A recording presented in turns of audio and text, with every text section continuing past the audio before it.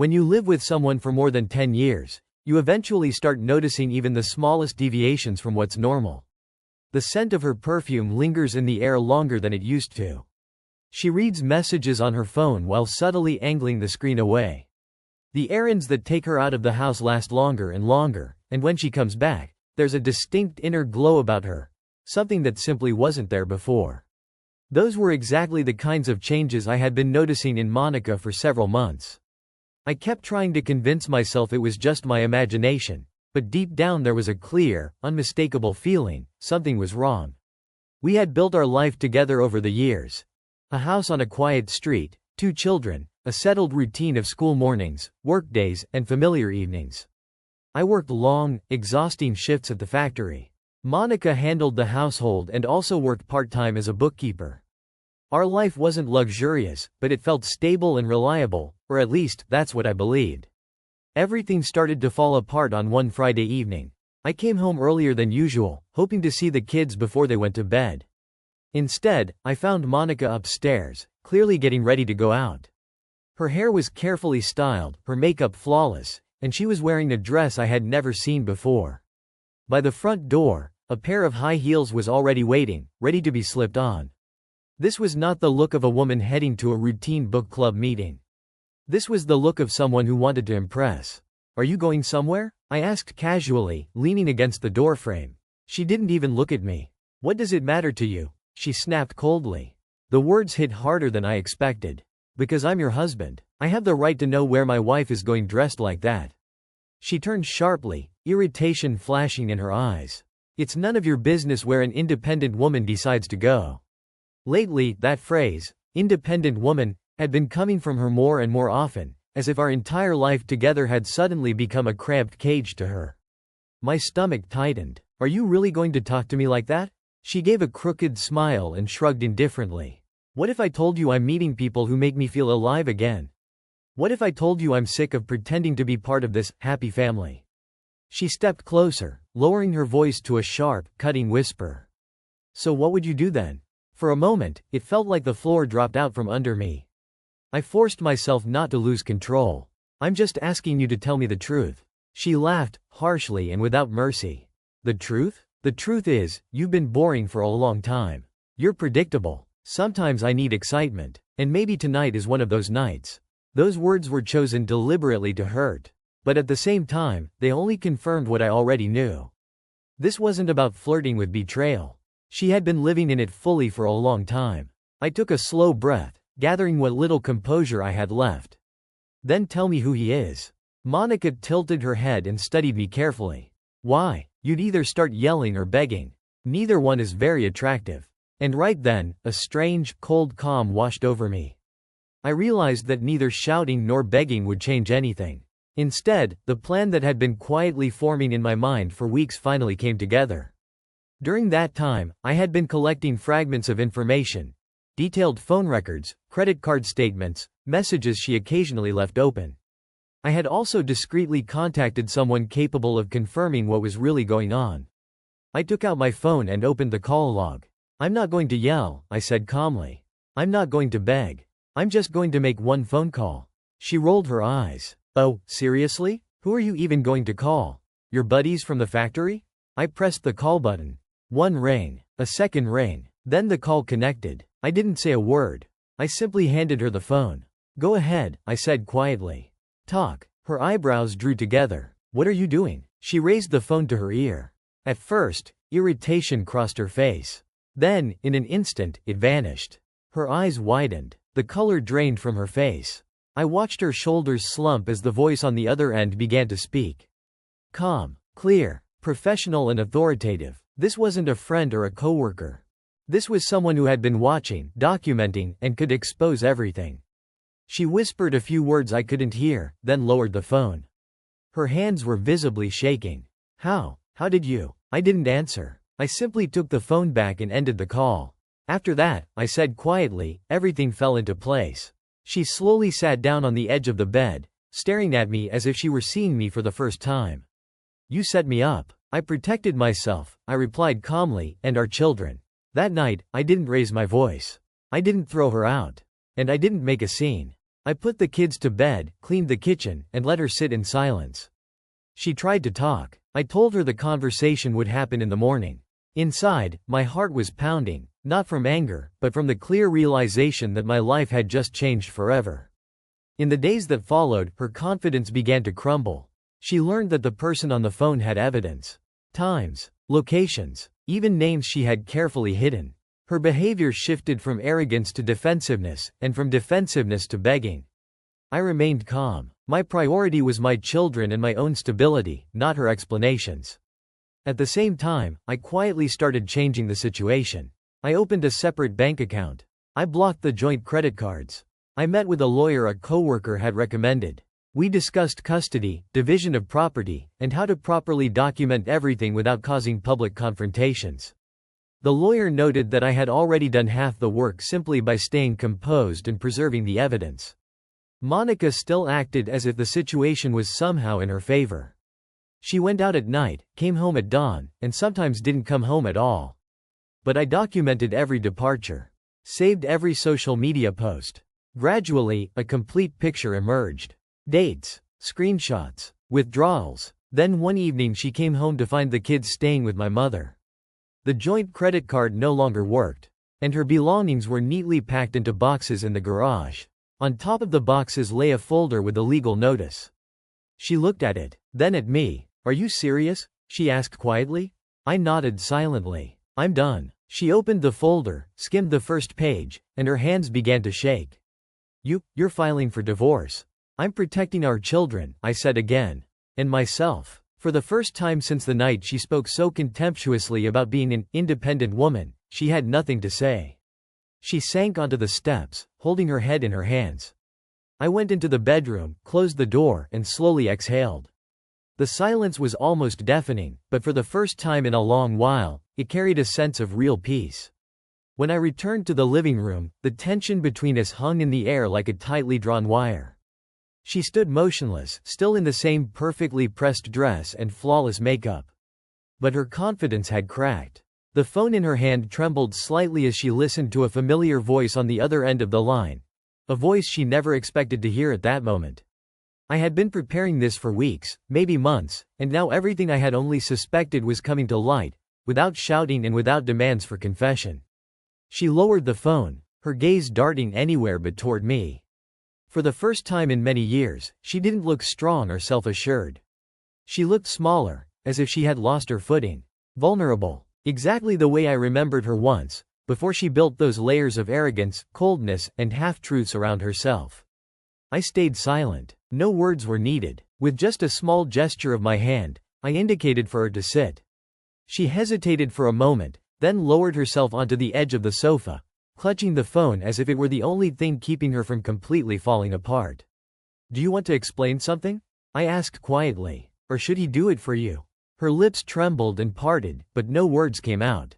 On the other end of the line, the man, the so-called friend she had used as a cover, kept calling her name, over and over, trying to get her attention. I took the phone from her and ended the call.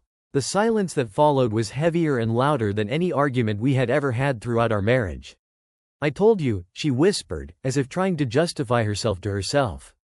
I said I needed freedom. "Freedom has nothing to do with deception," I replied. My voice was steady, almost unnaturally calm. "Freedom isn't about secretly cheating, and it isn't about turning a marriage into a farce." She lowered her eyes. Her fingers fumbled at the fabric in her lap. For the first time, she had nothing to say, no cutting remark, no haughty tone, no familiar arrogance. I walked to the window and looked out at the streetlights, giving myself a few seconds to steady my breathing. My heart was racing, but I didn't let it show. This was the moment to remain firm, to be the opposite of the chaos she had brought into our home. When I turned back, she was staring at a family photograph on the wall, an old vacation snapshot taken long before everything began to crack. It was clear that the image struck a painful chord. "You see," I said, "that call didn't come from nowhere." I was patient. I stayed silent. But at the same time, I was documenting everything. She lifted her head sharply. "Documenting?" "Yes. Every message. Every business meeting you didn't mention. Every suspicious expense. Even the little things you thought I wouldn't notice." The color drained from her face. I'm not doing this to humiliate you, I continued. I needed evidence. For myself, for the children, and for the lawyers, if it came to that. She swallowed hard. You wouldn't. I would, I interrupted. Because you left me no choice. She leaned back on the sofa, covering her face with her hands. Her breathing was ragged, the way people breathe after running a long, exhausting race.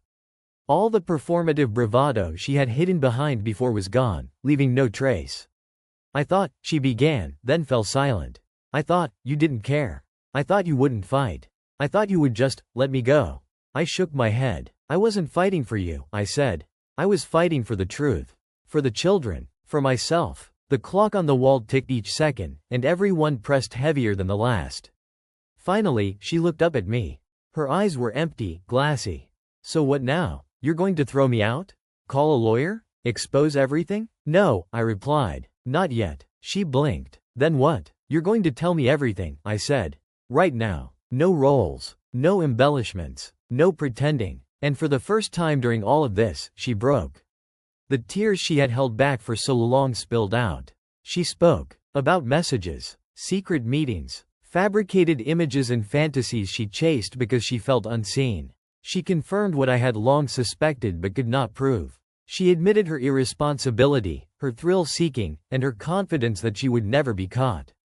I listened in silence. The part of me that might once have exploded with rage had burned out long before this moment.